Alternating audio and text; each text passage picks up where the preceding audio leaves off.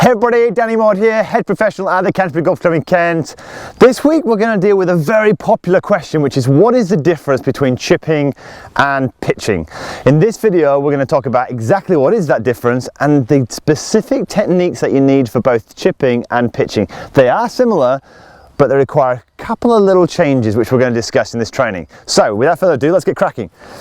So a chip shot spends most of its time, or the ball will spend most of its time on the ground, where a pitch shot will spend most of its time in the air. So another way of looking at this is that a chip shot doesn't, what we're trying to do with a chip shot is we're trying to eliminate as much backspin as possible. What we want to do is get the ball rolling much more towards the flag, as opposed to a pitch shot where we want to flight it and we want to maximize the spin.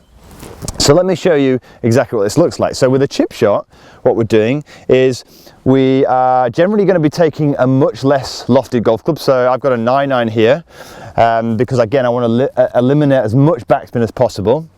And all I'm going to do is pitch the ball onto the green and look at how that just simply rolls out to the flag. So it spends a lot more of its time rolling along the ground. With a pitch shot, what we're doing is I immediately go to something that has a lot more loft. This is my 60 degree, and the purpose with this particular shot is to maximize the backspin. So what I'm doing here is I'm going to play a shot, I'm going to land it a bit further, and watch this, that'll grab a bit, lands a bit further, similar results, but in this situation, this is a pretty straightforward shot. There's not a lot to get over, but if I had a bunker here or I had a bit of rough to go over, a pitch shot, which is flighted more, I would need a lot more spin than if I was to take a pitching wedge and have to flight it, it would roll too fast. So the main difference between the two, chipping and pitching, is with chipping, we want the ball to roll, we want to minimize the amount of backspin. With a pitch shot, we want to maximize the amount of backspin. Right, so let's look at the techniques between the two, between chipping and pitching. We said we want to minimize the amount of backspin that's created on the chip shots. So the first thing you need to do is make sure you choose the right club. Don't be using sand wedges and lob wedge because they've got too much loft on and they'll create too much spin. So move down to things like 9-irons, 8-irons, 7-irons. It all depends on how much roll you want. If we take a look at this hole here, the flag's in the middle of the green. So if I was to take a 7-iron, it may roll too far past the flag, but a 9-iron should do the trick. How do you know which one to take? It just comes through practice. So that's the first thing. Choose a club that, in a sense, minimizes the amount of backspin. The second thing to minimize backspin is we need to make sure we don't generate too much club head speed through the shot. Too much club head speed creates too much backspin. How do we do that? Well, we try to eliminate quite a lot of the wrist action. That's the first thing. We don't want to have too much wrist action because look at this, wrist action creates club head speed, right? And if we do that, we create too much spin. With that in mind, rhythm is very important. I find a lot of people when they're trying to play a chip shot, there's often a speeding up through the impact area, and again, that will create backspin. We don't want that, right? So we want to keep the action really, really smooth with very little wrist hinge. You may feel them softening a little bit, and that's fine, but we want very, very little so we can minimize the amount of spin and get that ball releasing out. What do we do in the actual setup and the actual action itself to kind of help this along? Well, when we're chipping, what we want to be able to do is we want the ball fairly central in our stance.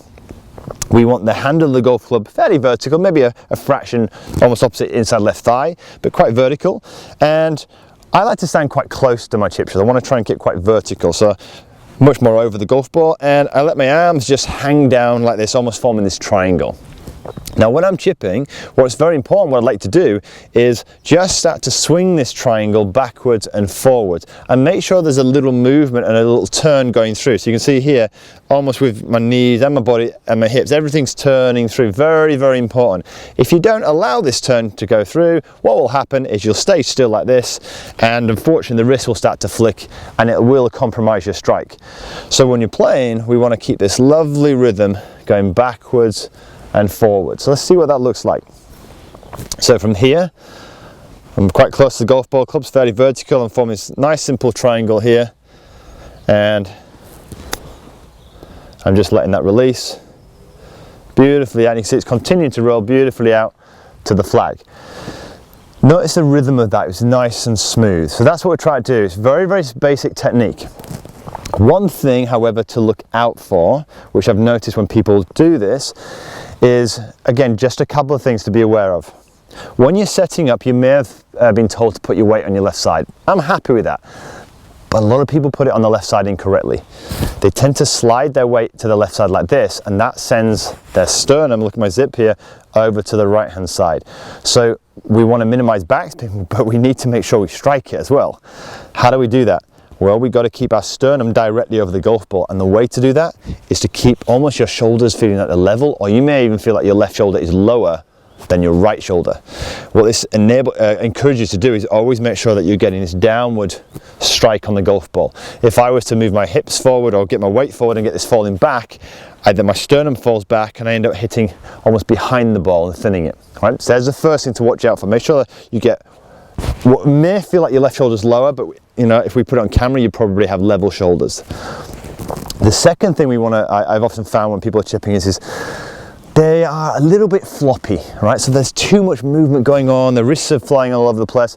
So there's a compromise here, but what we want to try and do is, I often say to people that just sense a measure of strength here. So if I was to just get a little bit strong here, where my arms are a little bit strong here, and I form this good unit, a good triangle, what we want to do here is then what we're doing is we're holding this unit together, right? Now, clearly there's going to be a difference between stiff as a board and relax. So we're trying to find that compromise. It needs to be soft, but it needs to feel strong. It needs to feel like a strong unit that isn't breaking down. This would be breaking down a lot, okay? And you see this, I know it looks ridiculous, but I see this a lot.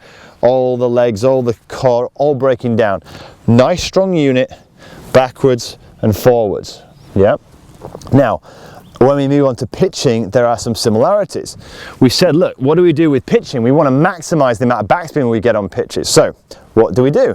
First thing, we choose the most lofty club in our bag. I've got a 60-degree wedge here. And then the action is similar in the sense that I like to kind of set the ball up. Maybe this time with the pitch, I want a little bit more height, so I just push the ball a fraction forward in my stance. I don't change the width of my stance in any shape or form. But what I'll find now is that when I start to swing the club backwards, there's the strong unit again. What I'll find now is the swing generally is a little bit longer because I'm hitting the ball further, and there starts to be a softening of the wrists. Now, we've got to be a bit careful with this, because what I find when people, if I encourage, you may have seen some videos where they say, look, cock your wrist with pitch shot. And it's true, we do want more wrist cock actually in a pitch shot. Why? Because it generates more club head speed. I do find, however, if you're really struggling with your pitching, the first thing to do is actually just to focus on the basic, almost I feel like there's no risk going on and a solid unit, but just using a more lofted golf club, because that will be an easier way initially to pitch. You won't get as much backspin, but it's still really, really effective. And that's a wonderful transition before you then start to get to the stage where you maximize the backspin. So it does depend on what level you're at right now, whether you're not very good at pitching and you generally choose chipping over pitching. So if you're at that level, the technique you want to use is a chip shot, chipping technique with very little wrist, but you're using more loft and a slightly longer swing, yeah? But if you're more advanced and you think, no, my pitching is pretty good, but I struggle to maximize the backspin, then yes, start to let the wrist set a little bit here, because if the wrist set, we can basically generate more club head speed through impact, and we can generate more and more spin. So that's up to you to decide, right, the difference between the two.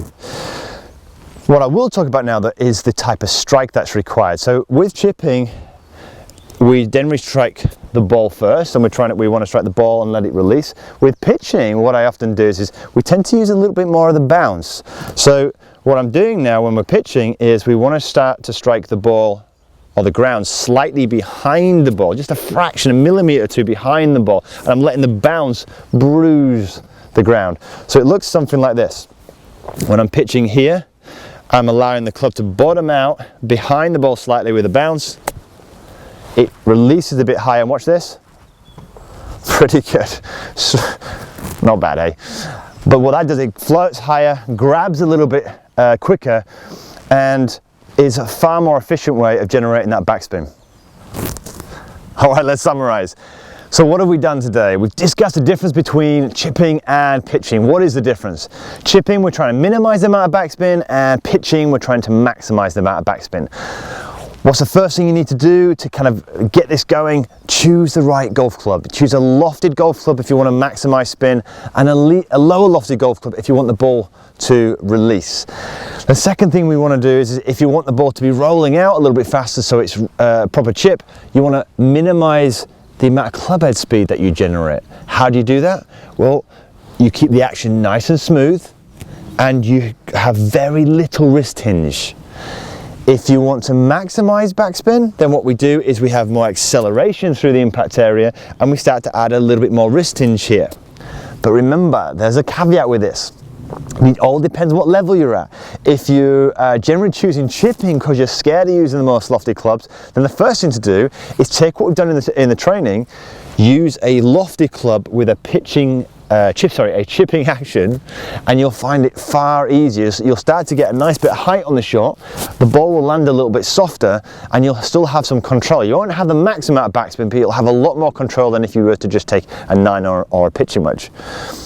But if you are slightly more advanced and you're pitching pretty good, but you really want to maximize that backspin, so when you've got the pins quite close to the green and you want the ball to stop, then you, by all means, take the chipping action and now start to add a bit of softness here as you're swinging backwards and through, so we can generate more speed through the impact area. Remember, the strike is subtly different to a chip shot.